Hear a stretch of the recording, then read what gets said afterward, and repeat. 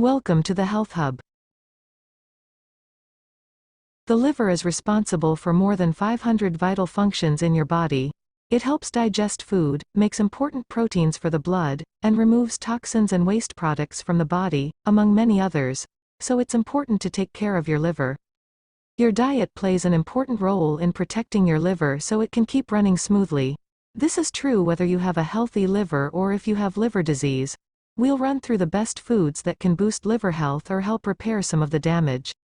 Today we talk about the top foods that can ruin and destroy your liver. People ruin their liver from the foods that they eat and have no idea, and unfortunately, a lot of these foods are in the restaurants you go to and they use the cheapest ingredients. It's just the worst food that you can eat. There's a lot of hidden maltodextrin, which is worse than sugar even though it's not classified as sugar. They use really cheap oils like soy oil and corn oil. So you're getting a lot of stuff that you don't even know you're getting.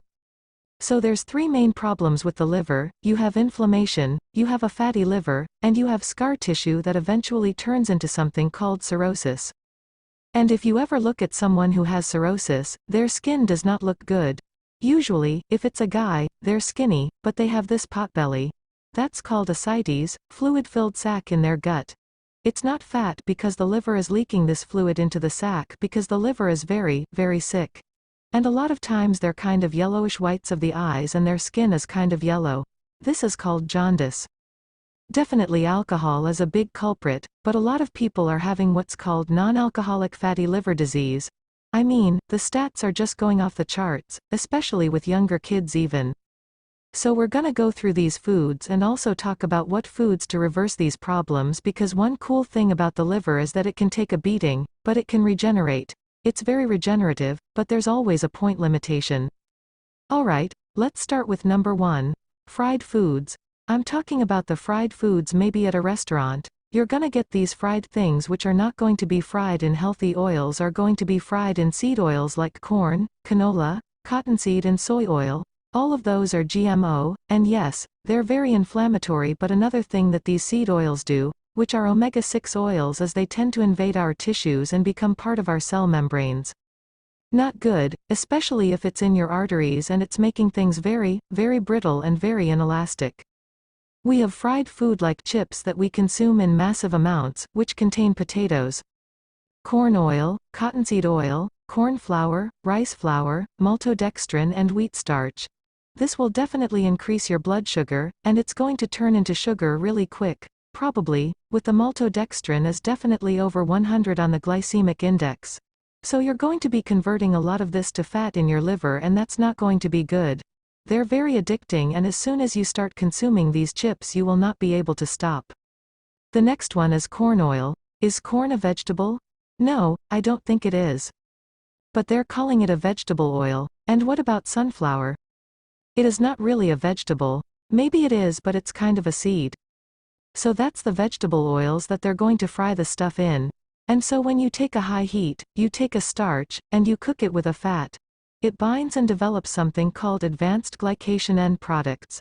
It's this form of glycation, basically where you're bonding the fat to a sugar, because the carbohydrate breaks down into the sugar, and then it's going to create problems and build up and accumulate and create inflammation in the liver and the other tissues.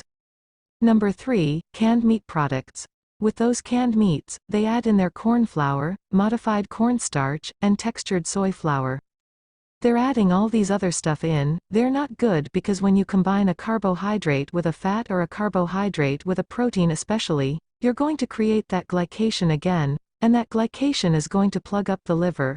It can go into the tissues in the eyes and through the heart, the arteries into the brain, all over the place. Again, not only increasing inflammation, but also increasing insulin, which actually creates more fat. Number 4, fast food restaurant, where they're doing deep frying. How many times did they actually change the oil? A lot of times they won't change it for weeks, sometimes months, and you're getting your food fried in there over and over and over again. That's going to create a lot of oxidative stress to yourself if you eat the food that's fried in there. Number 5. High fructose corn syrup foods. Foods that have high fructose corn syrup in it. High fructose corn syrup is different from the fructose from fruit. Like candies, liquid candy, like soda, jellies and ketchups.